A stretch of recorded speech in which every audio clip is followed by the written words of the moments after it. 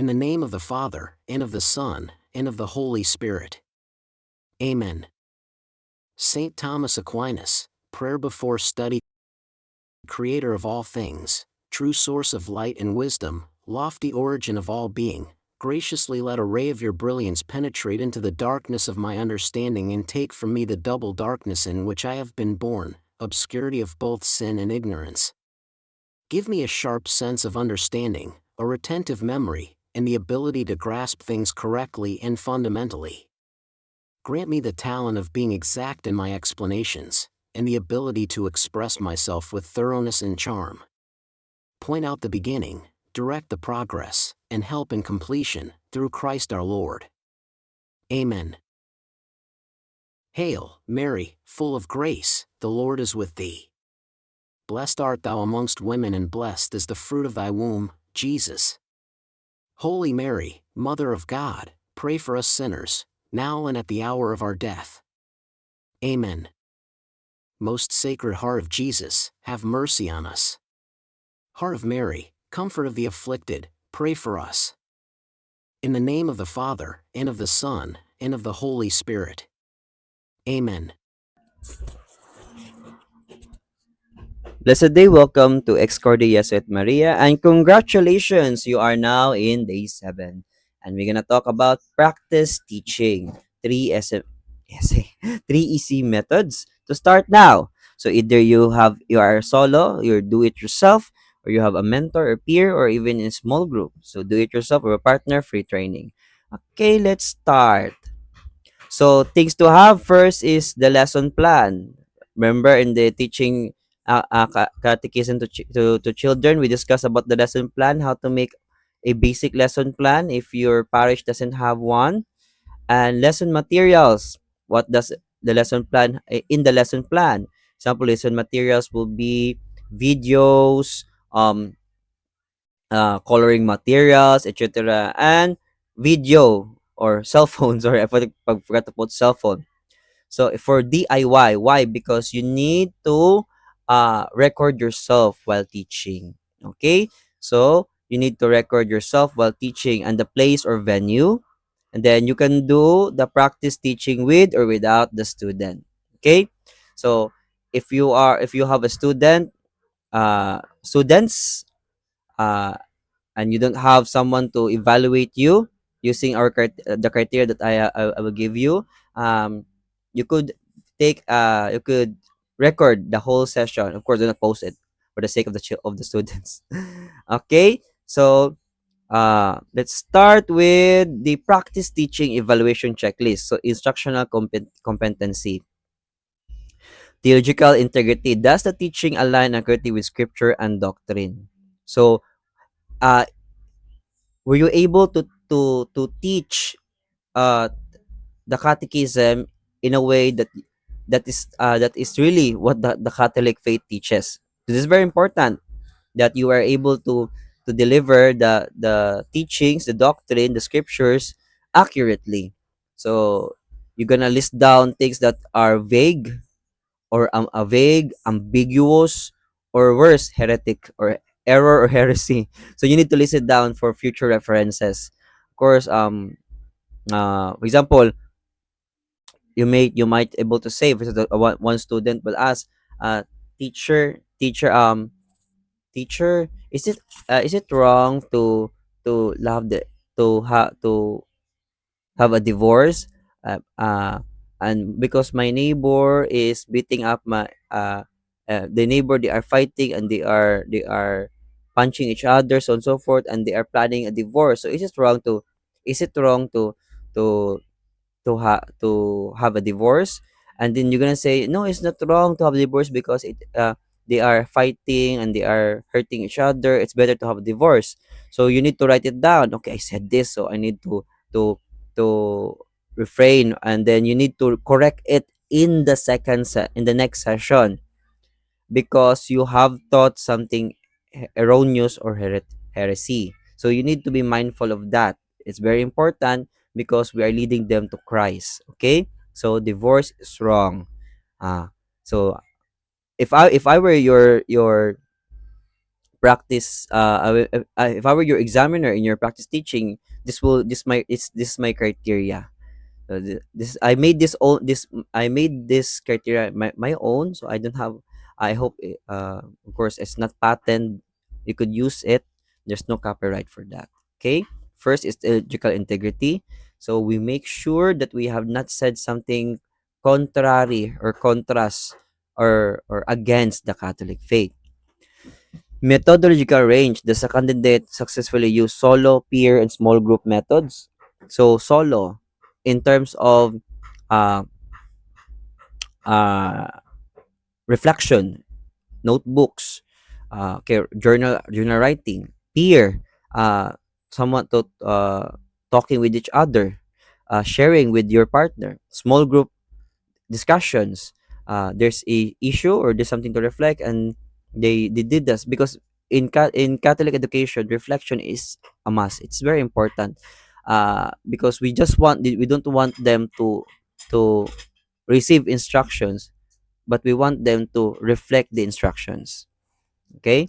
So accessibility. Our complex religious concepts explain in a way that suits the student's age level. Like for example, the Eucharist, the transubstantiation. How did the catechist explain it, especially when the topic is the Eucharist? How did the catechist explain it to children, to teenager, to adult? So we cannot uh, uh, teach adults in a childish way, unlike we teach children. Okay, this is how what happens. We cannot do that. Okay, they get irritated, and they will not listen to us. Okay, so we need to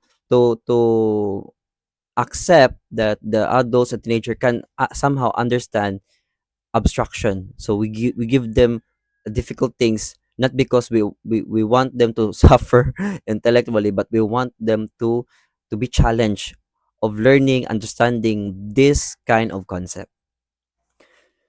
Curriculum alignment. Does the lesson hit the specific objectives required for the day? For example, the rosary, where the students were able to uh, meet the rosary or understand the rosary, and were they able to pray the rosary?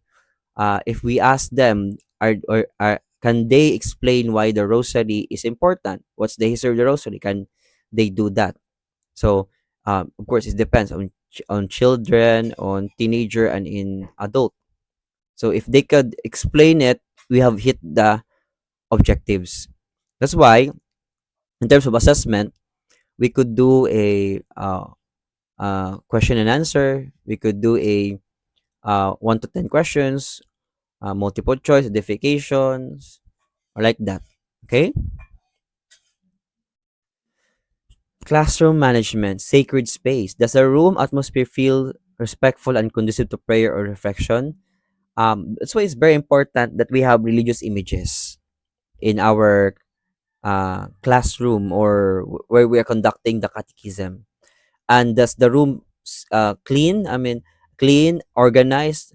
Because I have visited a lot of chapels, and there are chapels that are not organized. They're just gonna put the image, just gonna put the yeah, the image, and then, okay, after that, and or the as the classroom has so many distraction, or yeah, you're gonna look here, look there. So as much possible, uh the decorations, the religious images does not distract the learners. Active engagement. Is the teacher using movement and eye contact to keep students focused? Are you continually uh seeking their attention, talking to them, calling their names? Names are very important, I tell you. That's why in catechism, I always suggest to have a name tag so that you could easily call them. Okay, Shanaya, what did you learn about the movie? Like that. Okay? So movement, your hands gesture are important, and they can help in terms of children and teenager, because they can feel that you're active. But in terms of adult, it's really depend, because some in my experience, some of the teachers of the Catholic faith or professors, they just gonna stand there and talk. Of course, it's because they are expecting that we could absorb what they have said. But anyways, that's different side of the different pedagogical style. So here, um, are you actively talking to the student, looking at them one by one? You do not just focus on one student, three, four, five, all of them. Look at them while you are talking, explaining, so that they may feel that they are seen. Okay? Smooth transition is the shift between lecture, group work, and silence handled without chaos. So this is more common on in for children and teenagers. So it's more common. How will you handle them talking, running, especially when you are dealing with nursery, kinder? Um, how can you deal with them in terms of their shouting, or even fighting in the inside the classroom, or where you are conducting your catechism? How will you handle that? So that's very important. And how will you shift from the chaotic scene to a learning mode? So one of the advice that I could give is that make known your presence, because if they know that you are there, like for example, a simple hi or hello, and have a some sort of activity first, especially for children and and teenager. You could do no, okay, okay, students, let's sing a song. If it's you, it's you, it's you who builds a community. It's you who builds a community. It's you who builds community. It's you who builds the community. La la la, rolling down the ocean, like that. No, I do suggest that in terms of children, before you start your lesson, have an activity first, because it's very important that they drain their energy. And my experience with teaching about teaching children the catechism, at first I'm just gonna lecture, but they're so energetic, and they have so much energy to give that sometimes they do not listen. So one thing that I do before we start our catechism, we start with an action song, and I want them to participate, to some lessen that energy that they have. And when that energy is lessened, they become silent, and they are in their learning mode. And that's my experience. I don't know about you, how will you deal with it? So charitable disciplines are boundaries maintained with a spirit of kindness and patience. How do we correct uh, bad behavior? How do we talk to those who are disturbing the class? How do we deal with students? How do we approach them? That's very important. As much possible, we do not touch them. We do not touch children and teenager. Um, we do not put our hands around them, or talk. No, yeah, of course we talk to them. We touch them, or as much possible, we need to keep distance to them, in a sense that we do not cause any scandal. Okay, not the teacher, the category must not be touchy. Okay, that's very important. Do not be touchy. Pastoral care and disposition. So, authentic witness. Does the teacher model the value they preach? So, yeah, when you come in the classroom, is your conscience clean? That's why do examine your conscience and have a confess your sin. Spiritual awareness. Did the teacher notice and respond to the emotional or spiritual needs of the students? You see a sad student, what will you do?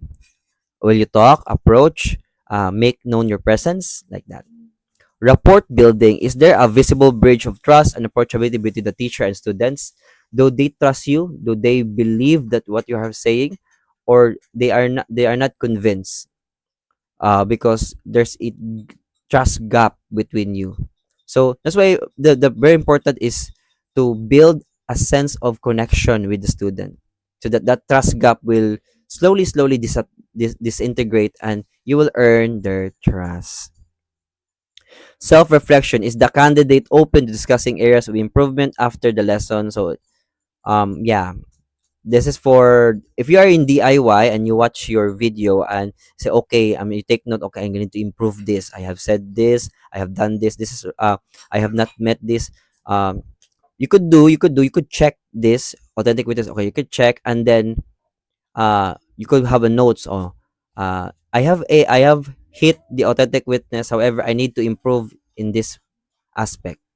So we don't put 1 to 5, we're just gonna check it, and and we're gonna note if there is some point of improvement. We hit it, we hit the criteria, but we need some point of improvement. So it could be for peer use or DIY. So two things you could do: you could have it DIY video, and you can check this, check that, wrong this, and put notes. And or if you have peer, someone that, even if that someone has no background education, if they use this uh checklist for practice teaching, they can able to give comments or points for points for improvement. Okay, so you can use this. So five tips and tricks. Own the room before you speak. Confidence in religious education starts with your presence. That's why make known your presence. When you come into the classroom, make sure that they see you, they know you. So one thing that I do is that I greet them, good morning class. Of course, I'm teaching college, so I'm gonna even though in college they're still misbehaving, but anyways, so I'm gonna say good morning class, good morning sir, like that. So make known your presence. When they know your presence and they are aware of your presence, they start to behave in accordance with the atmosphere. So that the atmosphere is learning. So when you say good morning or like that, uh, do not start yet the lesson, because there's a have a little transitory time wherein their minds from what they have done or they're talking and they're doing is slowly focused to the lesson. Okay, don't start the lesson when students are still talking. Stand in the center, make eye contact, and wait for silence. Creating a sacred space between begins with your body language. I mean, you could do also,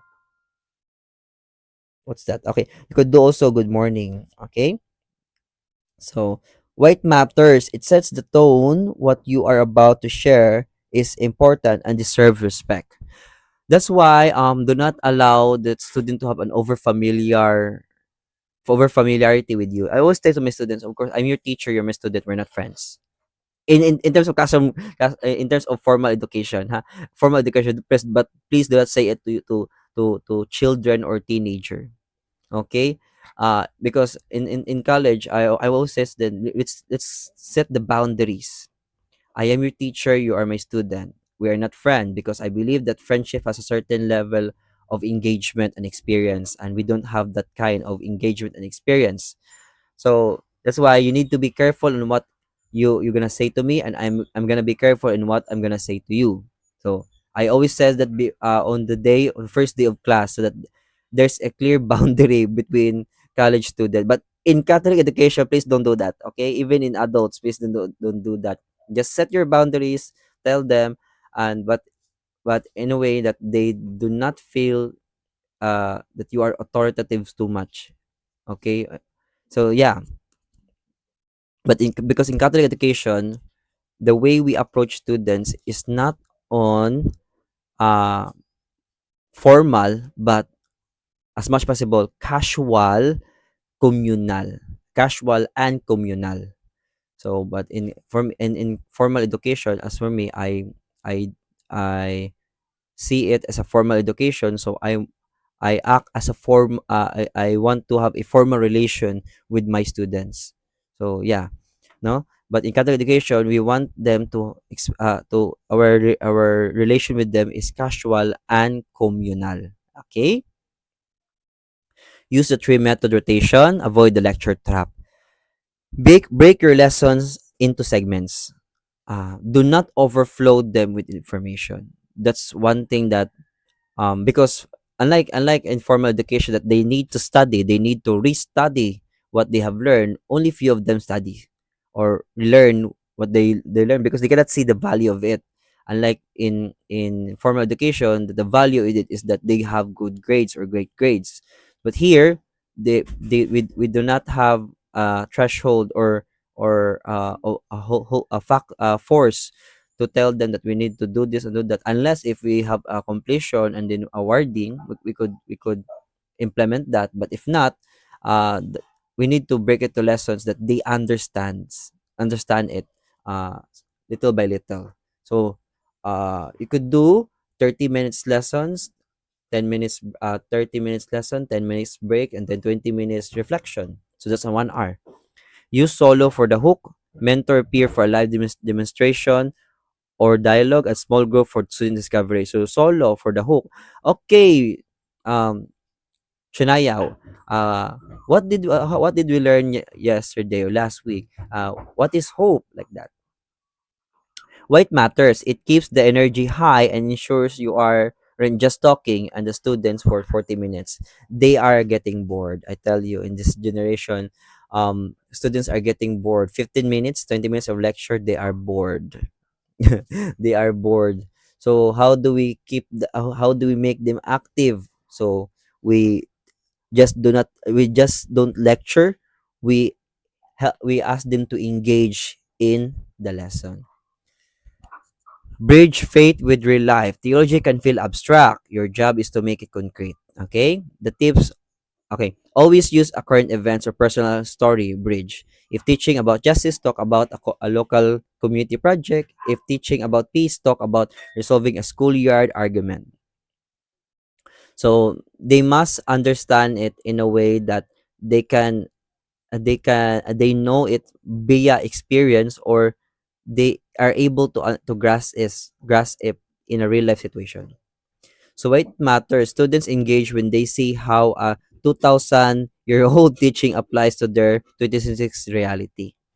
They get amazed, wow, the Bible says this, and the Bible and this biblical scriptural wisdom is still applicable in 2026.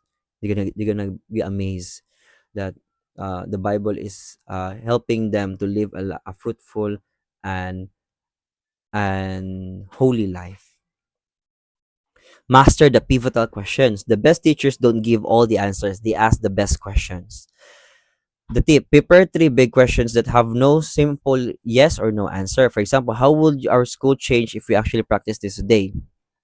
In ethics class, I give them questions that are uh, for their mental exercise. Questions that like this: uh, if we implement this kind of principle in our government today, what do you think will happen?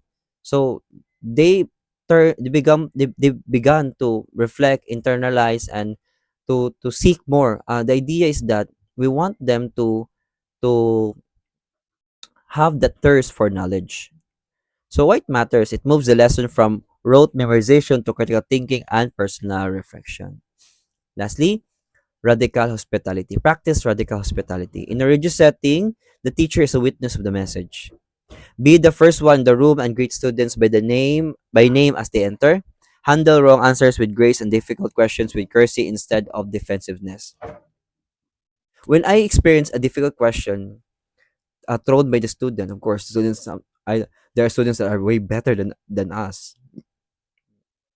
I always I say, if especially if I do not understand the question or I'm not able to answer it yet, I say, now I think that um there's an answer for that, but unfortunately as of now I am not able to give an answer.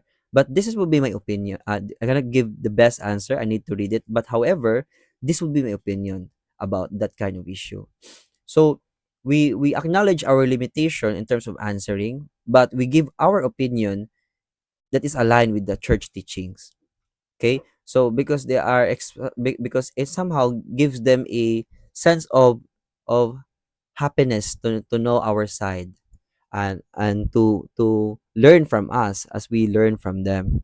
So what matters, you are modeling the very values you're teaching. If you teach about love but act coldness, the student will only remember the coldness. Okay, thank you for listening to our lecture. And oh, sorry, what happened? Sorry for a while. Okay, okay. So thank you for listening to our lecture, and I hope you learn a lot in this session. And congratulations, you are on day 7, and I hope that all from day 1 to until now you have gained something important, and you are now ready to apply it in your uh mission as a Catholic educator, as a catechist, and I hope that you will lead others to lead and form others to love and console the hearts of Jesus and Mary. Thank you, and God bless you. In the name of the Father, and of the Son, and of the Holy Spirit. Amen. Daily consecration prayer to the Sacred Heart of Jesus and Immaculate Heart of Mary.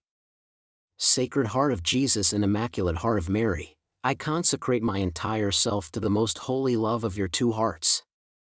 I wish to make reparation for all the sins of the world, including my own. I offer these things for the love of the hearts of Jesus and Mary. I will keep my mind on beauty and turn my thoughts from evil things. I will not show off, but remain humble. I will offer up all my sufferings, sickness, and hurts. I will seek God's will, not my own. I will show appreciation for the kindness, the blessings that I receive from God for all things. I will do everything in my life for love of God. And I will love others, as God has loved me.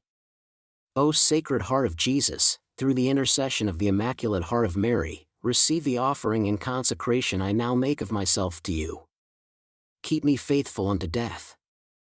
Bring me one day to the happy home in heaven. I desire to live forever with God the Father and the most Holy Spirit in you, my Jesus, together with your most Immaculate Mother.